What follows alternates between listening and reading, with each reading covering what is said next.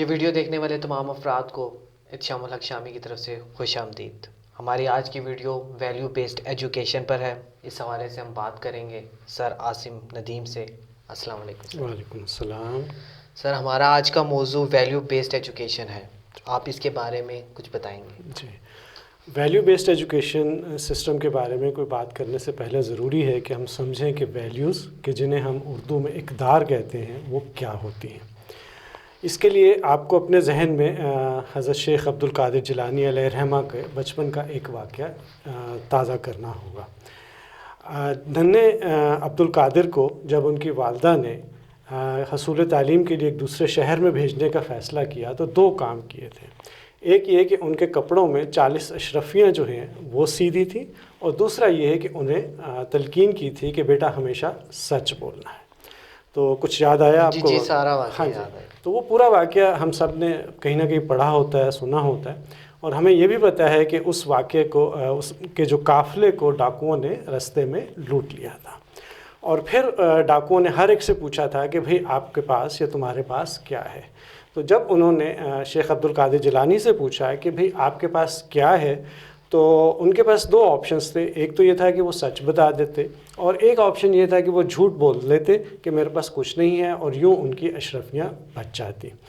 تو سوال یہ پیدا ہوتا ہے کہ انہوں نے کیا کیا اور کیوں کیا؟ تو ہم سب جانتے ہیں کہ انہوں نے اپنی وہ سچ بتایا، اپنی والدہ کو سچ انہوں نے بالکل سچ بتایا۔ اب سوال یہ پیدا ہوتا ہے کہ انہوں نے یہ فیصلہ کس بنیاد پہ کیا؟ انہوں نے کیوں سچ بتایا؟ آپ کی والدہ نے آپ کو سچ بولنے کے لیے کہا؟ آپ کی والدہ نے آپ کو سچ بولنے کے لیے کہا تھا۔ تو ہم کہہ سکتے ہیں کہ سچ ایک ایسا یعنی قدر تھی، یا شیخ عبد القادر جیلانی کے نزدیک اہمیت، قدر یا ویلیو جو تھی وہ سچ کی تھی، نہ کہ 40 اشرفیوں کی تھی۔ اور یہی جو سچ جو کہ ایک قدر تھی، اسی قدر کی بنیاد پہ انہوں نے ایک فیصلہ کیا اور بتا دیا کہ میرے پاس اشرفیاں تھیں۔ تو اسی طرح سے اور بھی بہت ساری اقدار، قدر کی جمع اقدار ہمارے ہاں ہوتی ہیں، مثلا سچ ہے، امانتداری ہے، صلہ رحمی ہے، ایثار ہے۔ تو اس کی بنیاد پہ جب ہم کوئی فیصلے کرتے ہیں تو وہ ہماری اقدار کہلاتی ہیں۔ ایک اور مثال عبدالستار اہدی کی لے لیں۔ وہ ایک کاروباری برادری سے تعلق رکھتے تھے، اور ان کے پاس مال و متاع کمانے کا اور ایک پرتعیش زندگی گزارنے کے بہت زیادہ مواقع تھے، لیکن ان کے نزدیک قدر خدمت انسانیت کی تھی، اور اسی وجہ سے انہوں نے فیصلہ کیا اور اپنی ساری زندگی انسانوں کی خدمت کے لیے وقف کر دی۔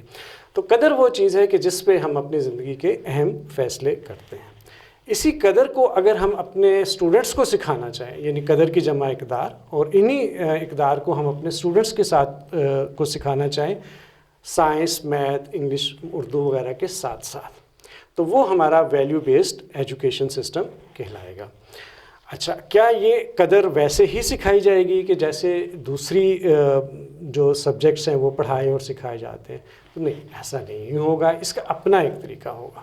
کیا ہم اس کے لیے کوئی ایک پیریڈ مختص کریں گے؟ نہیں، ایسا بھی نہیں ہوگا، بلکہ ہم پورے اس تعلیمی نظام کے اندر اقدار کو سمو دیں گے، انٹیگریٹ کر دیں گے۔ مثلاً اس جو ویلیو بیسڈ یا اقدار پہ مبنی جو ہمارا تعلیمی نظام ہوگا، اس میں جن اساتذہ کی خدمات حاصل کی جائیں گی، ان اساتذہ میں وہ ساری اقدار موجود ہوں گی جو ہم اپنے اسٹوڈنٹس میں دیکھنا چاہتے ہیں۔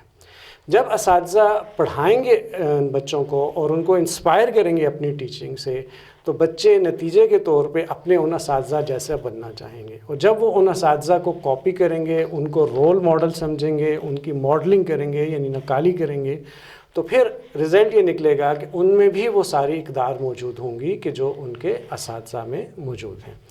اسی طریقے سے جب یہ بچے لینگویجز کی اسٹڈی کریں گے، اردو انگلش پڑھیں گے، تو اس میں بھی ایسی کہانیاں ہوں گی کہ ان کہانیوں کے کریکٹرز میں وہ ساری اچھے اقدار ہوں گی جو ہم اپنے اسٹوڈنٹس کے اندر پیش کرنا چاہتے ہیں۔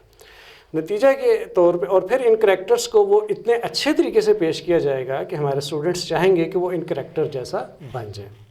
نتیجہ کیا ہوگا کہ جب وہ ان کریکٹر جیسا بننا چاہیں گے تو وہ ساری وہ اقدار اپنا لیں گے کہ جو ہم اس ایجوکیشنل سسٹم میں چاہتے ہیں۔ اسی طرح سوشل اسٹڈیز کے اندر ہم ہیروز پڑھاتے ہیں، تو ان ہیروز کو بھی پڑھانے کا مقصد یہی ہوتا ہے کہ ان ہیروز کو کاپی کرتے ہوئے بچے ان کی ساری اقدار کو اپنا لیں۔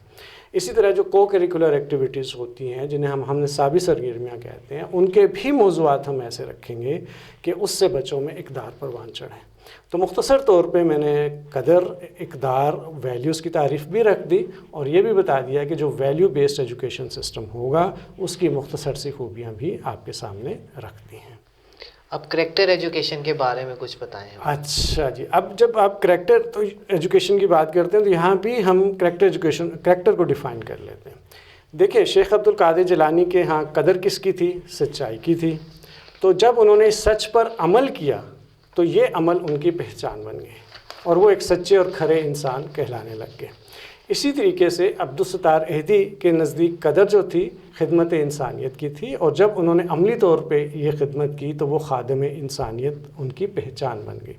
تو قدر کی بنیاد پہ جب ہم کوئی عمل کرتے ہیں اور وہ عمل تسلسل کے ساتھ کرتے رہتے ہیں تو دنیا کے اندر وہ عمل ہماری پہچان بن جاتا ہے۔ یہی پہچان ہمارا کردار کہلاتا ہے، یعنی قدر سے عمل اور پھر مسلسل عمل، اور وہ عمل جب پہچان بنے تو کردار کہلاتا ہے۔ تو اس طریقے سے کردار کا انحصار ہماری اقدار پر ہی ہے۔ تو جو اقدار پر مبنی تعلیم ہے یعنی ویلیو بیسڈ ایجوکیشن ہے، وہی ہماری کریکٹر ایجوکیشن ہے۔